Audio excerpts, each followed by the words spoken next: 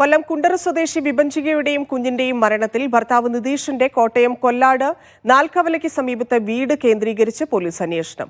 വീട് ദിവസങ്ങളായി അടഞ്ഞുകിടക്കുകയാണ്. ഭർത്താവിനും സഹോദരിക്കും ഭർതൃപിതാവിനെതിരെയും കൊല്ലം കുണ്ടറ പോലീസ് കേസെടുത്തിരുന്നു. ജോസി ബാബുവിന്റെ റിപ്പോർട്ട്. ഷാർജയിൽ ദുരൂഹ സാഹചര്യത്തിൽ മരിച്ച വിഭജികയുടെയും മകളുടെയും മരണവുമായി ബന്ധപ്പെട്ടുകൊണ്ട് ഭർത്താവിനും ഭർതൃപിതാവിനും ഭർതൃ സഹോദരിക്കുമെതിരെ കുണ്ടറ പോലീസ് ഗാർഹിക പീഡനം, ആത്മഹത്യാ പ്രേരണ കുറ്റം എന്നിവ ചുമത്തി കേസെടുത്തിരുന്നു. ഈ കേസുമായി ബന്ധപ്പെട്ടുകൊണ്ട് പോലീസ് അന്വേഷണം വിപുലപ്പെടുത്തിയിരിക്കുകയാണ്. കോട്ടയം കൊല്ലാടുള്ള ഞാൻ ഇപ്പോൾ നിൽക്കുന്ന ഈ വീട്ടിലാണ് നിതീഷ് ഈ വിഭജികയെ വിവാഹം കഴിച്ചു കൊണ്ടുവന്നത്. നിതീഷിന്റെ പിതാവ് മോഹനൻ ആയിരുന്നു ഇവിടെ താമസിച്ചിരുന്നത്. ഈ കേസും ഈ ആത്മഹത്യയ്ക്കും പിന്നാലെ ഇപ്പോൾ ഈ വീട് പൂട്ടിയിട്ട നിലയിലാണ്. ഇടയ്ക്ക് ഇവിടെ വരികയും പിന്നീട് വിദേശത്തേക്ക് പോവുകയും ചെയ്തിരുന്ന ആളായിരുന്നു മോഹൻ എന്നാണ് പ്രദേശവാസികളിൽ നിന്ന് അറിയാൻ കഴിയുന്നത്. കോട്ടയം ഈസ്റ്റ് പോലീസിന്റെ പരിധിയിൽപ്പെട്ട സ്ഥലമാണ്. കോട്ടയം ഈസ്റ്റ് പോലീസ് ഇവിടെ വന്ന് പരിശോധന നടത്തി മടങ്ങിയതായും നമുക്ക് അറിയാൻ കഴിയുന്നുണ്ട്. കോട്ടയം ജില്ലാ പോലീസ് മേധാവിക്ക് വിഭജികയുടെ മാതാവ് രേഖകളും അതോടൊപ്പം ഫോട്ടോകളും ഒക്കെയും അടക്കം വിപുലമായ രീതിയിൽ ഇമെയിൽ മുഖേനയും പരാതി നൽകിയിട്ടുണ്ട്. എന്തായാലും ഇപ്പോൾ പൊതുപ്രവർത്തകനും പ്രദേശവാസിയുമായ സിബി കൊല്ലാട് ബ്ലോക്ക് പഞ്ചായത്ത് അംഗം നമ്മളോടൊപ്പം ചേരുകയാണ്. ചേട്ടാ, ഈ സംഭവം അറിഞ്ഞപ്പോൾ എന്താണ് തോന്നിയത്? ഈ കുടുംബത്തെ നിങ്ങൾക്കറിയാമോ? ഈ സംഭവം ഇതിനു മുമ്പ് എന്തെങ്കിലും ഇത്തരത്തിലുള്ള സംഭവങ്ങൾ ഈ കുടുംബവുമായി ബന്ധപ്പെട്ടുകൊണ്ട് കേട്ടിട്ടുണ്ടോ? പത്രമാധ്യമങ്ങളിലും സോഷ്യൽ മീഡിയയിൽ കൂടിയാണ് നമ്മൾ ഈ സംഭവം അറിഞ്ഞത്.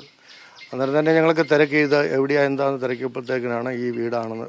ഇദ്ദേഹം തിരുവാർപ്പ് കിളിരൂര് സ്വദേശിയാണ്. ഇവിടെ വന്ന് സ്ഥലം വാങ്ങിച്ച് വീട് വെച്ച് താമസിക്കുകയാണ്.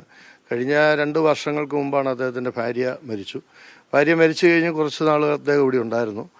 ഇദ്ദേഹം ചില സമയത്ത് വിദേശത്ത് പോവും, വിദേശത്തുനിന്ന് തിരിച്ചു വരും. ഇദ്ദേഹത്തിന് 2 മക്കളാണുള്ളത്. 2 മക്കളും വിദേശത്താണ് ഉള്ളത്. കല്യാണമൊക്കെ ഇവിടെയായിരുന്നു. പക്ഷേ ഇത് കേട്ടപ്പോൾ വളരെ പ്രയാസം തോന്നി. കാരണം അദ്ദേഹം അങ്ങനൊരു ഇത് ചെയ്യുമല്ലോ എന്നൊരു സംശയം ഇവിടെ നാട്ടുകാർക്ക് മൊത്തത്തിലുണ്ട്.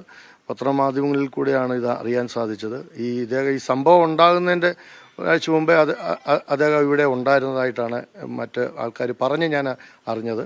ഏതായാലും ഇതൊരു വളരെ പ്രയാസകരമായ ഒരു സംഭവമായിട്ടാണ് ഞങ്ങൾ നാട്ടുകാരിത് കാണുന്നത്.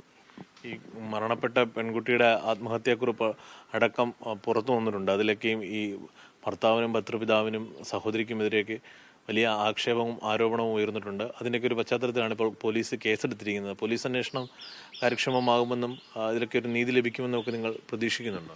ഇന്ന് രാവിലെയാണ് ഈസ്റ്റ് പോലീസ് സ്റ്റേഷനിൽ നിന്ന് ബന്ധപ്പെട്ടിരുന്നു. പോലീസ് ഇവിടെ വന്ന് പരിശോധിച്ചാണ് പോയിരിക്കുന്നത്. അറിയാൻ സാധിച്ചത് ജില്ലാ പോലീസ് സൂപ്രണ്ടിന് മാതാവ് പരാതി കൊടുത്തിട്ടുണ്ട്. കുണ്ടറ പോലീസ് ഇതിനെ സംബന്ധിച്ച് കേസ് എടുത്തിട്ടുണ്ട്. സ്വാഭാവികമായി ഖത്തറിലും ഇതിൻ്റെ ഒരു കേസ് ഉണ്ടാവുമെന്നാണ് നമ്മൾ കരുതുന്നത്.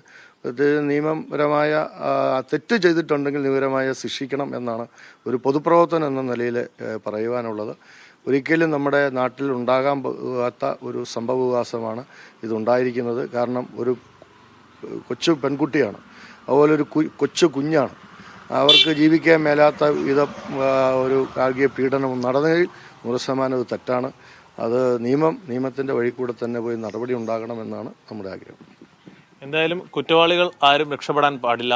കുറ്റവാളികൾക്ക് ശക്തമായ ശിക്ഷ ഉറപ്പാക്കണമെന്നാണ് പൊതുസമൂഹവും ആവശ്യപ്പെടുന്നത്. എന്തായാലും ഈ കേസിൽ കുണ്ടറ പോലീസും കോട്ടയം പോലീസും ചേർന്ന് ഈ പ്രതികൾക്കായുള്ള അന്വേഷണം പുരോഗമിക്കുന്നുവെന്നാണ് നമുക്ക് ഈ ഘട്ടത്തിൽ പങ്കുവെക്കുവാൻ കഴിയുന്നത്.